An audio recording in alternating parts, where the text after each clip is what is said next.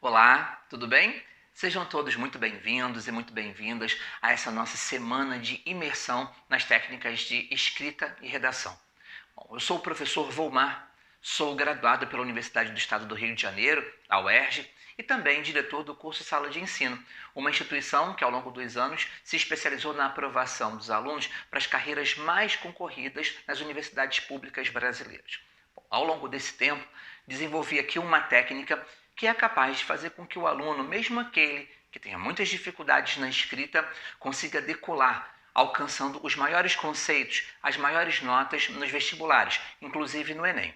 Então, se você é uma dessas pessoas que tem dificuldades gerais na escrita, ou dificuldades pontuais, tem problemas com a introdução, o seu problema é criar uma argumentação, desenvolver pilares para uma argumentação, se o seu problema envolve repertório sociocultural, ou ainda, se é a conclusão textual, então você precisa ficar aqui com a gente, porque durante esses 5 dias nós vamos trazer aqui muitos conceitos que vão te ajudar, você não pode perder. Bom, e para que a gente possa começar muito bem essa jornada, essa semana, para que a gente possa começar esse processo de imersão com o nosso pé direito, é muito importante que abordemos hoje um tema especial. Nós vamos falar um pouco sobre dom e sobre técnica. É uma das primeiras coisas com as quais nós precisamos lidar e sobre as quais eu tenho que alertar todos vocês aí. Porque muitas pessoas acreditam que escrever bem é uma questão de dom. E eu tento provar para todo mundo o tempo inteiro, a partir dos próprios resultados que as pessoas vão conseguindo, que não tem absolutamente nada a ver com o dom, que é uma característica inata, é uma facilidade para desenvolver alguma coisa. É óbvio que quando uma pessoa tem o chamado dom, essa facilidade inata para alguma coisa, isso pode ajudar. Aliás, sempre ajuda. Mas e a técnica? Há um espaço muito maior e muito mais importante a ser preenchido pela técnica. Nós muitas vezes não conseguimos observar muito bem como a nossa vida, desde o nascimento, ela é intercalada por pequenos desafios. E nós vamos vencendo cada um deles e nem nos damos conta que é pela aquisição de uma técnica. E isso vai desde as primeiras palavras, os primeiros passos, aprender a andar de bicicleta, aprender a dirigir um carro, aprender a escrita, a comunicação básica. Tudo isso é a reunião de técnicas que nós vamos exercitando até que cheguemos à perfeição. Por isso, é óbvio que ter dom é uma coisa importante, mas muitas pessoas com dom para a escrita não conseguem escrever bem se não tem técnica. Em compensação, todo mundo que consegue dominar a técnica consegue dominar a arte de escrever. E é isso que nós vamos fazer a partir de agora. Bom, e para que vocês possam entender melhor tudo isso que eu acabei de falar, eu quero convidar a cada um de vocês para construírem aí na cabeça esse exemplo que eu vou usar para facilitar a minha argumentação.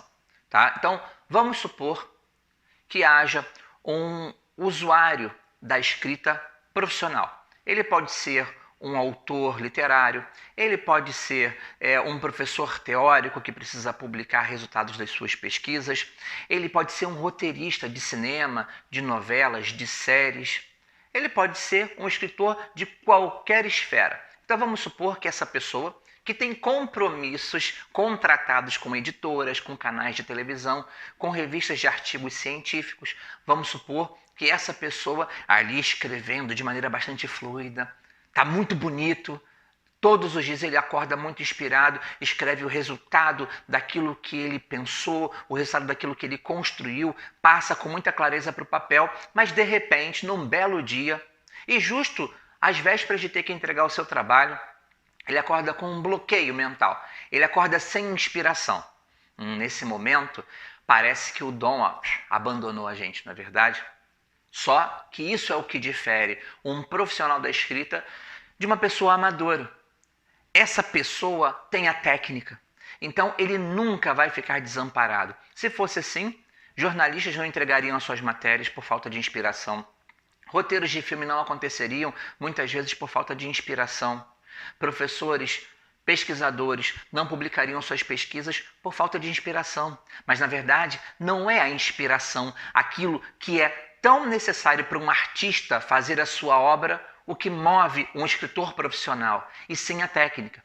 Portanto, se você que está aí do outro lado sabe como descrever, sabe como narrar, sabe principalmente como dissertar, consegue as técnicas de argumentação com bastante intertextualidade, se você consegue dominar os princípios básicos da gramática normativa e principalmente aqueles que são mais sensíveis ao conteúdo da sua redação, então parabéns, você consegue dominar a técnica. E olha que quem domina a técnica, domina a escrita. Isso é uma coisa que você não perde em qualquer circunstância. Você pode acordar sem inspiração, mas o seu Enem, o seu vestibular na UERJ, a sua Unicamp, a sua FUVEST, não se preocupe, a redação ali vai estar garantida. A técnica te salva sempre. Bem, então é aí que reside o X da questão. Muitos de vocês, nesse momento, podem estar pensando: legal, então é só eu aprender esse arcabouço teórico, essa técnica, e já começo a mandar muito bem nas minhas redações. Tudo parece muito fácil. Enquanto outros pensam: poxa, acho que vou desistir. São muitas técnicas, é um tempo muito grande de dedicação até que eu consiga colocar a minha redação num patamar interessante, uma nota alta, um conceito bacana.